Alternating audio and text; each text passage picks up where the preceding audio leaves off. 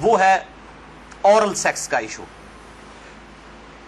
جس کی مختلف شکلیں جو ہیں وہ معاشرے کے اندر رائج ہیں، کچھ صحیح ہیں کچھ غلط ہیں۔ اس میں بنیادی اصول آپ سمجھ لیجئے، اور وہ ہے سورۃ البقرہ کی آیت نمبر 187، اعوذ باللہ من الشیطان الرجیم، بسم اللہ الرحمن الرحیم، احل لکم لیلۃ الصیام الرفث الی نسائکم، حلال کر دیا ہے اللہ نے رمضان کی راتوں میں بھی تمہارا اپنی بیویوں کے ساتھ ازدواجی تعلق قائم کرنا۔ ہن لباس لکم، تمہاری بیویاں تمہارا لباس ہیں، وانتم لباس لہن، اور تم اپنی بیویوں کا لباس۔ اب یہ لباس میں نے جو پہنا ہوا ہے، اس لباس اور میرے جسم کا کوئی پردہ نہیں ہے، میاں بیوی کا آپس میں کوئی پردہ نہیں ہے، کیونکہ ایک دوسرے کا لباس ہے، ایک دوسرے کی عفت اور عصمت کی حفاظت کا ذریعہ بھی ہے، ایک وہ معنی بھی ہے، اور دوسرا اس حوالے سے پریکٹیکلی بھی وہ لباس ہے کہ میاں بیوی کا آپس میں کسی بھی چیز کا کوئی پردہ نہیں ہے۔ کسی حدیث کے اندر کوئی اس طرح کی چیز رپورٹ نہیں ہوئی۔ اس حوالے سے ایک مردود اور منقطع روایت پیش کی جاتی ہے، اور اس تابعی کا سما جو ہے وہ سیدہ عائشہ رضی اللہ تعالیٰ عنہا سے ثابت ہی نہیں ہے۔ سنن ابن ماجہ میں حدیث ہے 1922، مشکات میں 3123 ہے، لیکن مردود روایت ہے، منقطع ہے، کہ اما عائشہ رضی اللہ تعالیٰ عنہا کا بیان ہے کہ میں نے نبی صلی اللہ علیہ وسلم کی شرمگاہ کبھی نہیں دیکھی۔ لیکن یہ روایت ہی ضعیف ہے، جس کی بنیاد کے اوپر لوگوں نے اورل سیکس کے حوالے سے عجیب و غریب فتوے دیے، اور کہا کہ جی میاں بیوی ایک دوسرے کی شرمگاہ کو نہیں دیکھ سکتے، یعنی وہ کہتے ہیں دیکھ ہی نہیں سکتے، اگلی بات تو آپ چھوڑ ہی دیں۔ تو یہ حدیث ہی بالکل جو ہے وہ منقطع ہے اور مردود روایت ہے، جس کی بنیاد پہ یہ پورے کا پورا ایک اسکول آف تھاٹ کھڑا کیا ہوا ہے۔ بھائیو، اسلام میں ایز سچ اورل سیکس کی کوئی ممانعت نہیں آئی، سوائے وہ قوم لوط والا جو اینل سیکس ہے اس کو ضرور ایڈریس کیا گیا۔ اس حوالے سے جتنی بھی باتیں کی جاتی ہیں وہ علماء کے فتوے ہیں، اور ظاہر ہے کہ جب فتویٰ ہوگا تو وہ ایکسپرٹ اوپینین ہے، وہ اجتہادی ایشو ہے، اس میں کوئی شخص بھی دلائل کے ساتھ کسی کے ساتھ اختلاف کر سکتا ہے، اور اس کو آپ کتاب و سنت کی نص کی طرح بالکل فائنل اتھارٹی نہیں مان سکتے، اس کے لیے دلائل دینے کی ضرورت ہوگی، زبانی کلامی نہیں کہ میرا دل نہیں مانتا، یہ چیزیں اس طریقے سے نہیں۔ بہرحال اورل سیکس کے حوالے سے میڈیکل ایشو ضرور ریزالو کرنا چاہیے، کیونکہ اس قرآن حکیم نے ہمیں دو ہی علوم بتائے ہیں، ایک ریویلڈ نالج جو وحی کا علم ہے، اور دوسرا acquired knowledge, the knowledge obtained through observations and experiments، science کا علم۔ ان دو میں سے اگر ایک علم بھی یہ چیز ویریفائی کر دے کہ اس طرح کا ایکٹ جو ہے صحت کے لیے نقصان دہ ہے، تو پھر اس کی اسلام میں اجازت نہیں ہوگی۔ مثال کے طور پر یہ جو یورینیم ہے، اگر آپ اس کو نیکڈ ہاتھ لگائیں گے تو سکن کینسر اس کی وجہ سے ہو سکتا ہے، یہ قرآن و حدیث میں نہیں موجود لیکن سائنٹیفکلی پروف ہے، تو یہ اس کو پھر اس طریقے سے پریکٹس کیا جائے گا اور بچا جائے گا۔ اس حوالے سے میں نے گفتگو بھی کر دی ہے، مسئلہ نمبر 39، علم وحی اور علم سائنس کی اہمیت اور ان کا دائرہ کار، اہل سنت پاک.com پہ۔ بہرحال میں نے اشارتاً اب گفتگو کر دی ہے، عقل مند کے لیے اشارہ کافی ہے، اس میں مزید ڈیٹیل میں جانے کی ضرورت نہیں ہے۔ البتہ آخر میں سیکس کے اعتبار سے دو بڑے کریٹیکل ایشوز ہیں، ان کو ایڈریس کر دوں۔ بڑے دو اہم مسائل ہیں، تاکہ کوئی تشنگی باقی نہ رہے۔ پھر بھی اگر کسی کی کوئی تشنگی باقی رہے، لیکچر کے اینڈ پہ پوچھ سکتے ہیں، یا بعد میں بھی مجھے ای میل کر سکتے ہیں، mirza_95@yahoo.com۔ اور ای میل کے حوالے سے میں آج کل بڑی آزمائش سے گزر رہا ہوں، ای میلز جو ہیں وہ سینکڑوں ہزاروں تک پہنچ جاتی ہیں، اس لیے بعض کا 7-8 دن لگ جاتے ہیں میں جواب، یعنی پہلے تو ایک دن میں دے دیتا تھا، اب وہ ایک ہفتے سے بھی بڑھ جاتا ہے۔ یہ تو ابھی شکر ہے جو اہل سنت پاک.com پہ آتی ہیں وہ ہمارے فرحان بھائی جواب دیتے رہتے ہیں، ورنہ وہ بھی دینی پڑے، اور واٹس ایپ کا جو علیحدہ سے معاملہ میں نے تو وہ مصیبت پالی نہیں ہوئی ہے، کیونکہ میں اس کو مینج کر نہیں سکتا۔ تو یہ آخر میں دو اہم ترین مسائل میں نے بیان کرنے تھے اسی سیکس ڈسپلن کے پوائنٹ آف ویو سے۔ پہلا مسئلہ ہے وہ ہے بڑی عمر کی رضاعت کا مسئلہ، یعنی اگر میں کھل کے بیان کروں کہ اگر کوئی مرد اپنی بیوی کے پستان سے دودھ پی لے تو کیا اس سے رضاعت ثابت ہوگی، کیا نکاح ٹوٹ جائے گا، کیا اس طرح کا کوئی معاملہ ہو جائے گا؟ کیونکہ امام ابن تیمیہ نے اس قسم کا فتویٰ دیا، اور وہ آج تک جو ہے وہ اہل حدیث کے گلے میں فٹ ہوا ہے۔ سارے تو نہیں، مطلب جو اہل علم ہے وہ تو سمجھتے ہیں کہ فضول فتویٰ تھا، ان کے نزدیک تو اس طریقے سے رضاعت ثابت ہو جائے گی اور نکاح بھی ٹوٹ جائے گا۔ تو میں اس کو ایڈریس کرتا ہوں۔ صحیح بخاری اور صحیح مسلم کی متفقن علیہ حدیث ہے.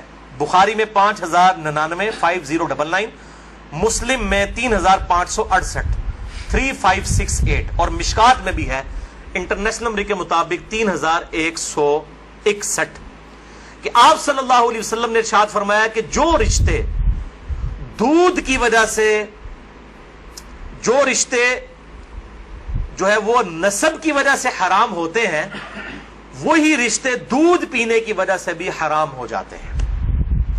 یعنی اگر دو مختلف ماں باپ والے بچوں نے کسی ایک کامن عورت کا دودھ پی لیا ہے تو اس عورت کی جو اولاد ہے وہ ان کے بہن بھائی بن جائیں گے دودھ کے رشتے کی وجہ سے. تو جس طریقے سے نسب جو ہے وہ حرمت والا رشتہ بنا دیتا ہے، اسی طریقے سے رضاعت کا رشتہ دودھ پینے کی وجہ سے بھی اسٹیبلش ہوتا ہے، اور وہ ایک دو بار دودھ پینے سے نہیں. وہ صحیح مسلم میں 3597 نمبر حدیث ہے، مشکات میں 3167 3167، کہ کم از کم 5 مرتبہ اگر کوئی عورت دودھ پلا دے کسی بچے کو تو پھر وہ بچہ جو ہے اس عورت کی جو ڈائریکٹ اپنی اولاد ہے اس کا وہ بہن بھائی بن جائے گا 5 دفعہ کم از کم. تو وہ محرمات ابدیہ میں داخل ہو جائے گا جن کا ذکر سورۃ النساء کی آیت نمبر 23، چوتھے پارے کی آخری آیت ہے سورۃ النساء آیت نمبر 23 میں. ہمیشہ کے لیے جو حرمت والے رشتے ہیں، یعنی ماں باپ کے ساتھ، اس طریقے سے دادی دادا، اس طریقے سے چچا تایا ماموں، یہ سارے رشتے جو حرمت والے ہیں وہ اسی ایک آیت کے اندر بیان ہوئے ہیں سورۃ النساء آیت نمبر 23.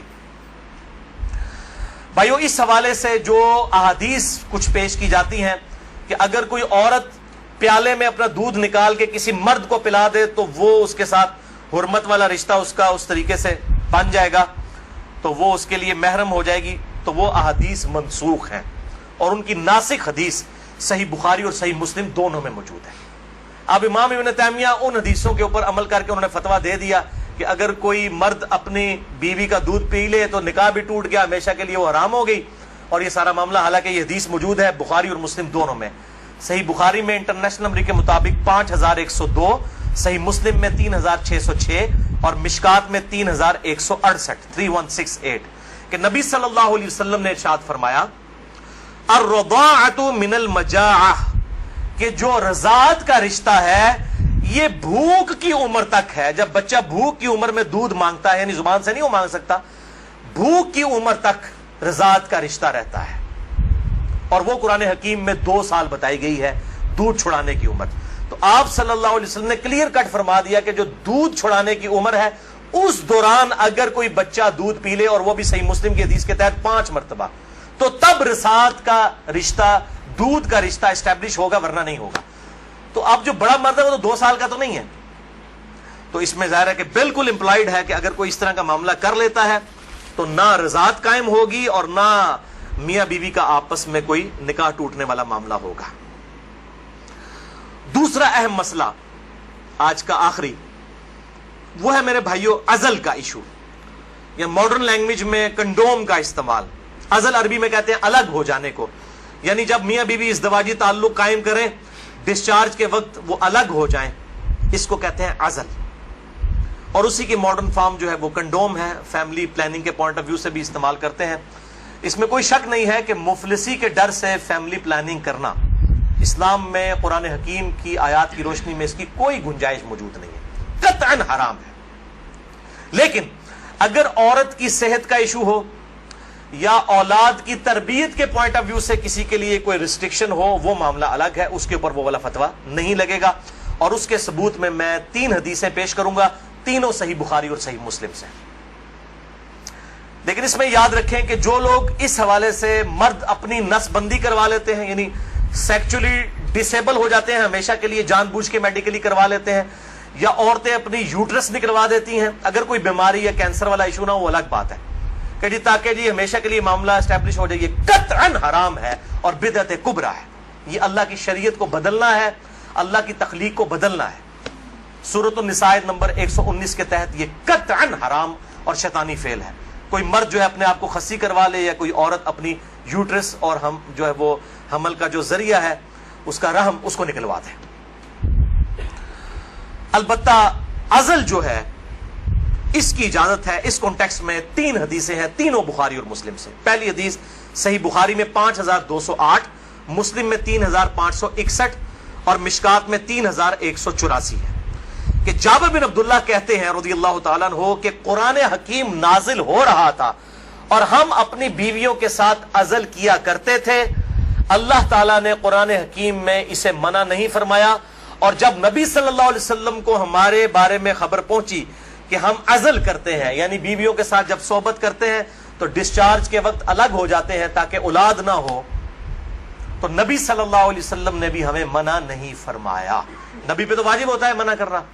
اور یہ جابر بن عبداللہ وہ ہیں جو 74 ہجری میں فوت ہوئے ہیں. آپ صلی اللہ علیہ وسلم کے بعد بھی 62 ایئرز تک, 62 سال تک زندہ رہے ہیں, اور بخاری اور مسلم کی کئی احادیث کے راوی ہیں, اور 7 سب سے زیادہ 7 احادیث روایت کرنے والے صحابہ میں سے یہ ایک ہے, جابر بن عبداللہ انصاری رضی اللہ تعالی عنہ وعلیہ السلام. تو وہ کلیئر کٹ کہہ رہے ہیں نہ قرآن میں اس کی حرمت آئی, نہ نبی صلی اللہ علیہ وسلم نے ہمیں عزل کرنے سے منع کیا. دوسری حدیث بھی بخاری اور مسلم کی متفق علیہ حدیث ہے.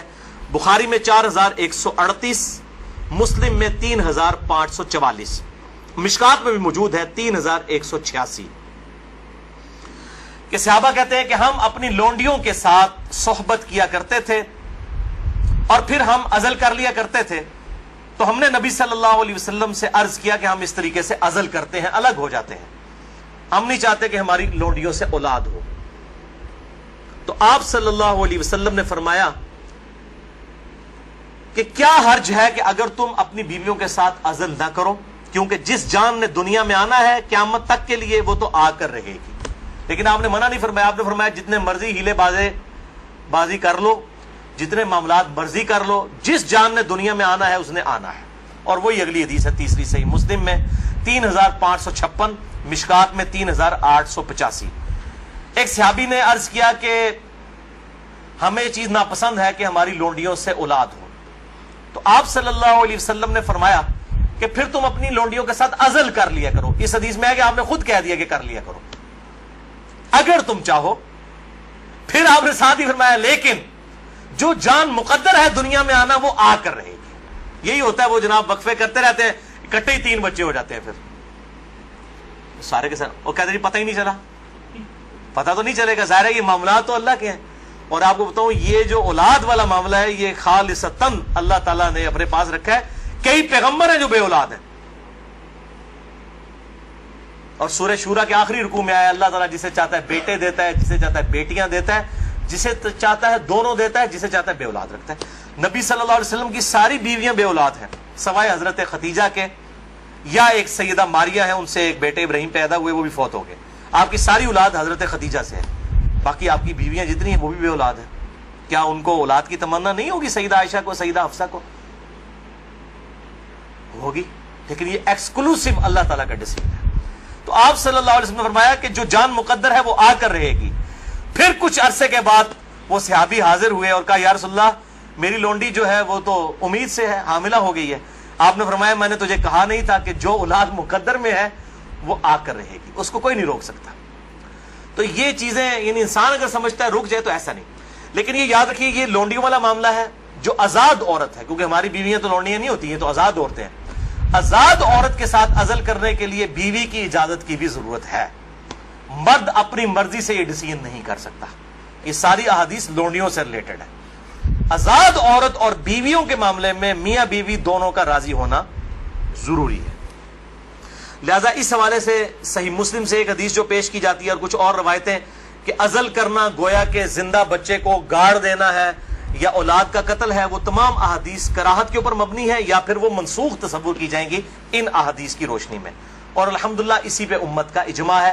عزل کے جواز کے سب لوگ قائل ہیں, جس کی ماڈرن فارم جو ہے وہ کنڈوم کا استعمال ہے. لیکن اگر ایک دفعہ پریگنینسی آئیڈینٹیفائی ہو جائے, خواہ ایک دن کی ہو, لوگ پوچھ رہے ہوتے ہیں جی علیحدہ 40 دن ہی گزرے نے جی, 40 دن کے اندر ایک دن کی بھی پریگنینسی ہو, اس کو ضائع کروانا قطعاً حرام گناہ کبیرہ ہے, اولاد کا قتل ہے, خواہ ایک دن کی ہو. کوئی اس میں نہیں ہے جی چوتھے مہینے روح ڈالی جاتی ہے. بھائی چوتھے مہینے روح ڈالی جاتی ہے تو اس سے پہلے کیا ہوتا ہے, بچہ بڑا تو ہو رہا ہوتا ہے. وہ روح کے ساتھ زندگی کا ایشو اور ہے, روح کے بغیر بھی ایک زندگی ہے, وہ ایشو اور ہے. وہ بھی تو بچہ جو ہے ایک ایمبریو سے ایک جو ہے وہ جنین سے معاملات بڑھتے بڑھتے آگے جاتے ہیں، تو وہ بھی ایک زندگی ہے، روح کے ساتھ ایک اور زندگی ہے، روح کے بغیر بھی زندگی اس کے اندر موجود ہے۔ اسی لیے اگر مردہ بچہ بھی پیدا ہو تو راجح قول جامعہ ترمذی اور ابو داؤد کی حدیث کے تحت یہی ہے کہ اس کا جنازہ بھی پڑھایا جائے گا۔ اور لوگ کہتے ہیں جی زندہ پیدا ہوگا تو پھر پڑھایا جائے گا، مردہ بھی پیدا ہو ماں کے پیٹ میں تو وہ زندہ ہی تھا نا، ایگزسٹ تو کرتا تھا نا، تو افضل قول یہی ہے کہ اس کا جنازہ پڑھا جائے گا۔ تو یہ میرے بھائیوں کچھ اس حوالے سے چیزیں تھی جو میں نے بیان کر دی۔ البتہ اگر کسی عورت کی زندگی موت کی کشمکش بن جائے، اس صورت میں اگر وہ پریگنینسی کا بھی ضائع کروا دیتی ہے پھر اس پہ شرع گرفت نہیں، لیکن زندگی موت کی کشمکش اس سے کم پہ نہیں، صحت کا معاملہ نہیں، بیوی کمزور ہے یہ معاملہ نہیں، واقعی زندگی موت کی کشمکش بن جائے تو پھر وہ اسی طریقے سے جو سورۃ النحل کے اندر آیا کہ اس وقت تو اگر کوئی کلمہ کفر بھی کہہ دے اور دل میں ایمان ہو تو اللہ تعالیٰ گرفت نہیں فرمائے گا۔ اور اس حوالے سے ہمارے پڑوسی ملک انڈیا کے اندر آج سے کئی سال پہلے، تقریباً 15 سال پہلے کی رپورٹ ہے کہ روزانہ 3000 بچیاں ماں کے پیٹ کے اندر ہی پریگنینسی ان کی ضائع کر دی جاتی ہے جب یہ پتا چلتا ہے کہ یہ بچیاں ہیں۔ یعنی قرآن اگر کہتا ہے نا بچیوں کو دفن کرنا یہ گناہ کبیرہ ہے، تو یہ گناہ آج تک چل رہا ہے۔ بیسک ہیومن انسٹنکٹ تو بدلی نہیں ہے نا۔ 3000، اسی وجہ سے انڈیا میں مردوں کی تعداد عورتوں سے زیادہ ہے۔ ویسے آپ حیران کن بات آپ کو بتاؤں، اس سال پاکستان کی رپورٹ بھی آئی ہے، پہلے پاکستان میں 52% عورتیں تھیں اور 48% مرد تھے، لیکن اب مردوں کی پرسنٹیج عورتوں سے پاکستان میں بھی بڑھ گئی ہے، اور اس کی مین ریزن ہی یہی ہے۔ یہ بہت بڑا گناہ ہے اور اللہ تعالیٰ پالنے والا ہے۔ 1901 کے اندر، یعنی جب 20ویں صدی کا آغاز ہوا، 1 ارب آبادی تھی، پھر اللہ تعالیٰ نے سائنس کی ترقی کرائی، انسان نے بیماریوں کا کنٹرول اس فزیکل فینومینا آف نیچر سے سیکھ لیا، اور اس وقت 1901 میں کہا جاتا تھا کہ 2001 کے اندر اگر دنیا کی آبادی ڈبل ہو گئی نا تو روٹی نہیں کوئی کسی کو ملے گی۔ اس وقت 1 ارب تھی 100 سال پہلے، یا آج سے 116 سال پہلے، تو 100 سال کے بعد 2 ارب آبادی نہیں ہوئی ہے، 3 ارب بھی نہیں ہوئی، 4 ارب بھی نہیں ہوئی، 5 ارب بھی نہیں، 6 ارب بھی نہیں، 7 ارب آبادی ہو چکی ہے، لیکن زمین نے اپنے خزانے اگل دیے۔ آپ جدھر جائیں، میں قسم سے منڈی سے گزرتا ہوں، اتنا فروٹ ہے ختم نہیں ہوتا۔ اس وقت موچی جوتیاں بناتے تھے، آج چائنا نے مشینوں کے اوپر اتنی جوتیاں بنا دی ہیں کہ دنیا میں 6 ارب انسان، اگر ہر انسان 10-10 جوڑے بھی خرید لینا وہ ختم نہیں ہوتے۔ تو سائنس نے ترقی کی ہے۔ جس زمین سے 40 من گندم نکلتی تھی آج 400 من نکل رہی ہے، 10 گنا زیادہ۔ امریکہ لاکھوں ٹن گندم ہر سال پیسیفک اوشن میں، بحر الکاہل میں ضائع کر دیتا ہے، ایکسیسو پیدا ہوتی ہے۔ انٹرنیشنل مارکیٹ میں گندم کی پرائز کو کنٹرول کرنے کے لیے لاکھوں ٹن گندم ضائع کی جاتی ہے، ایکسیسو پیدا ہو رہی ہے۔ تو اللہ تعالیٰ نے ترقی بھی کروا دی اس اعتبار سے، آپ ٹینشن نہ لیں۔ آج تو کیسے 1960 سے پہلے تو ایز سچ اس بڑے پیمانے کے اوپر تیل کی نعمت تو نہیں تھی دنیا کے اندر۔ ان عرب ملکوں میں 1960 کے بعد تیل نکلا ہے۔ ویسے تو تیل کا پہلا کنواں 1748 میں امریکن جو اسٹیٹ ہے پنسلوینیا، اس میں دریافت ہوا تھا، لیکن مین تیل جو نکلا ہے وہ اسی 20ویں صدی میں، کسی نے سوچا بھی نہیں تھا۔ اور اب تو اس سے بھی بڑی انرجی کا سورس ہے، وہ سولر انرجی ہے۔ اب چائنا نے کام کرنا شروع کر دیا، آپ دیکھیں گے 10-15 سالوں کے اندر جو ہے وہ ہر بندے نے اپنا جو ہے نا بجلی کا سسٹم اپنے گھر کے اوپر لگایا ہوا ہوگا۔ اور یہ سورج والا جو جب تک سورج ہے اس وقت تک زندگی ہے، یہ تو نہ ختم ہونے والا جو ہے وہ سورس ہے، رینیویبل جسے ہم کہتے ہیں اپنی سائنس کی لینگویج کے اندر۔ باقی یہ جو ہے نان رینیویبل ریسورسز ہیں، تیل ختم ہو جائے گا تو ختم ہو گیا، لیکن یہ سولر انرجی جب تک سورج ہے زمین پہ زندگی ہے، زمین پہ زندگی ہے تو سولر انرجی سے آپ فائدہ اٹھا سکتے ہیں۔ بات اللہ تعالیٰ سے دعا ہے جو حق بات میں نے کہی اللہ تعالیٰ ہمارے دلوں میں راسخ فرمائے۔ اگر جذبات میں میرے منہ سے کوئی غلط بات نکل گئی آج تو اللہ تعالیٰ ہمارے دلوں سے معاف کر دے، ہمیں کتاب و سنت کی تعلیمات پر عمل کر کے دوسرے بھائیوں تک پہنچانے کی توفیق عطا فرمائے۔